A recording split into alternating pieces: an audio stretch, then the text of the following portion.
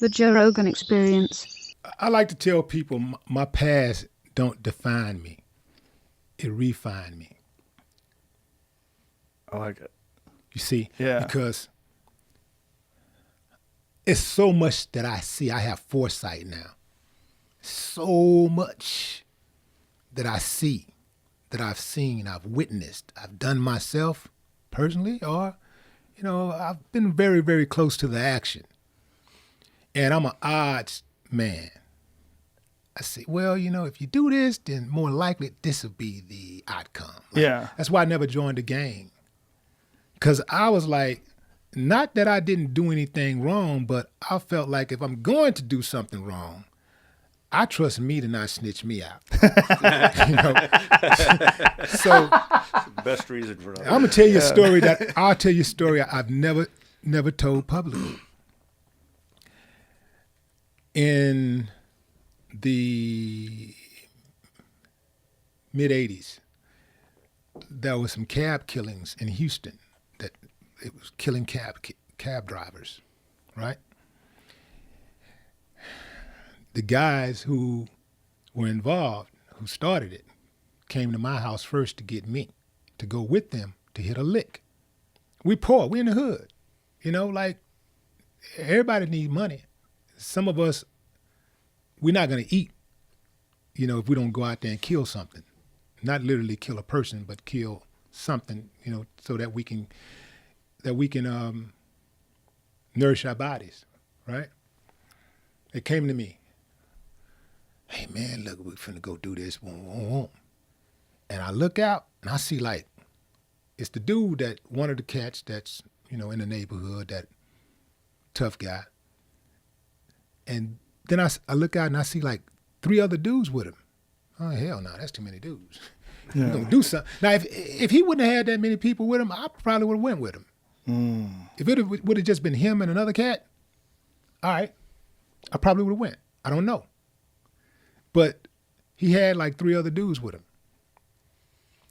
And the next morning, I hear a cab driver, old black dude in the neighborhood. Well, he wasn't from the neighborhood, but they killed him in the neighborhood. And he was an elderly dude. And they only took $30-something bucks. And so I know that's what happened, right? So then over the next maybe 3 weeks, 4 more cab drivers get killed. I know. I get a pretty good idea who's doing this, right? Because I'm not the only one that knows. It's other people that know these guys, and they're talking. So there's murmurs in the streets about this happening. So then they get caught up, and each of these guys, they end up with, the one that got the less years was 15 years. All these guys were minors except the main one. They were 14 to 19 years old. So they end up with a minimum 15 years, and then the one that got the max was 40 years. So my life would have been very, very much different had I walked out that door that night. Wow. That's some heavy shit. So I could see a lot of things happening. I can, experience, I can see a lot of things happening from my own experience, but other people's experience too. And I personally do believe that experience is not the best teacher. Other people's experience is the best teacher. Because if I see you go out and if you walk around the corner and you come back running back, bleeding profusely, oh man, these guys around the corner just stabbed me, man. Why would I run my silly ass around the corner? They just stabbed you. Right. What's gonna happen to me? Right. What's likely to happen to me? What Yeah. could happen to me if I go around that same corner? And them motherfuckers might stab me next. So no, I'm not going around that corner. I'm going in the opposite direction. In fact, get from by me, man, because they might come stab you again and get me while I'm with you. Yeah, I think you're right. I think you can learn from both, but you can learn the terrible lessons from other people without having to do it. Without ever having to do it. If Yeah. you stick your hand in the fire and it burn you, why the hell would I stick my hand in that fire and let it burn me unless I want to be burned? So that's why, the gang thing, I could never get with it. I've never been a gang member, so I don't know what these guys be thinking. I don't know what they be thinking, man, but I just don't see an upside to it. It has a terrible retirement plan. Most of the dudes are killed before they're 30, are maimed. They have a extensive criminal history. Their opportunities are severely limited because of the record. People are afraid to do business with them.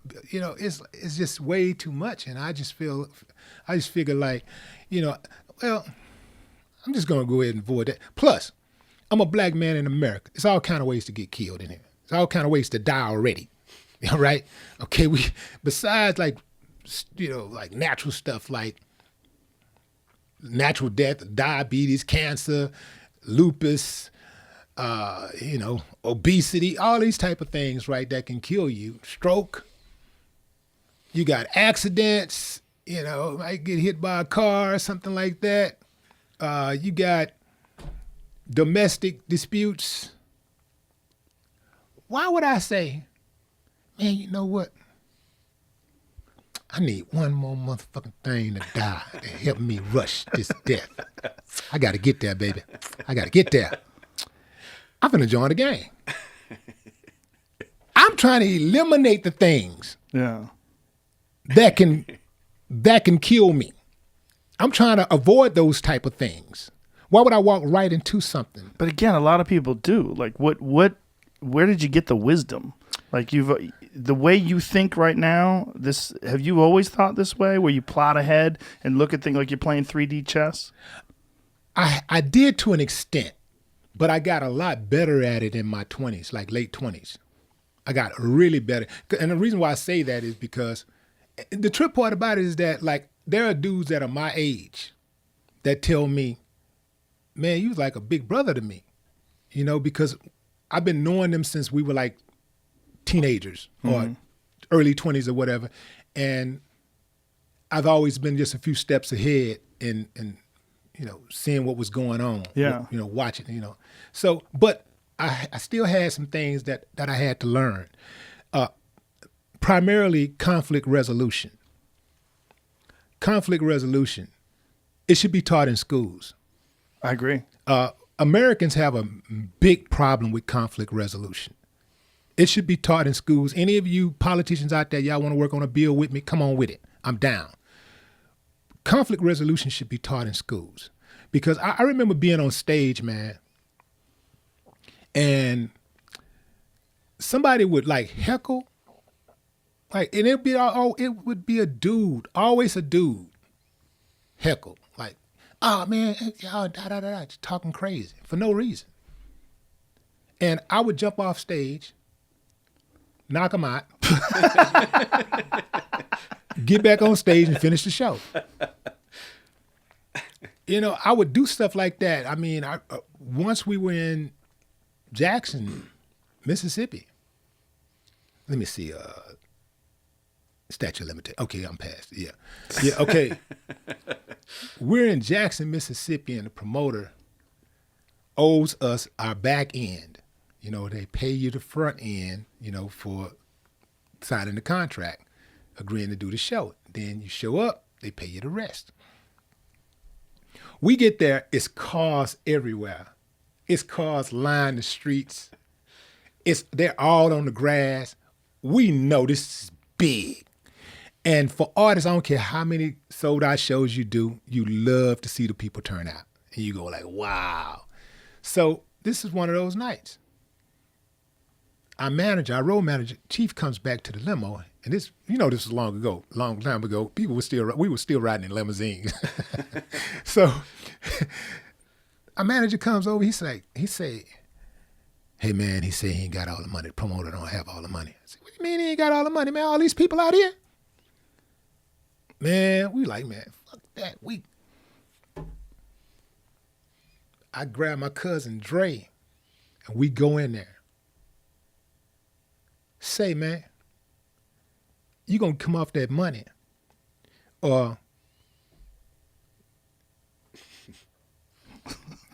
at first he chuckled. Say, man, hey, look here, bring that money back here and da-da-da-da-da. He gave us the money. We came back to the limo. I like how you've been careful with this. Even, it's just the emotion. We got the money. We got the money, and now everything is good.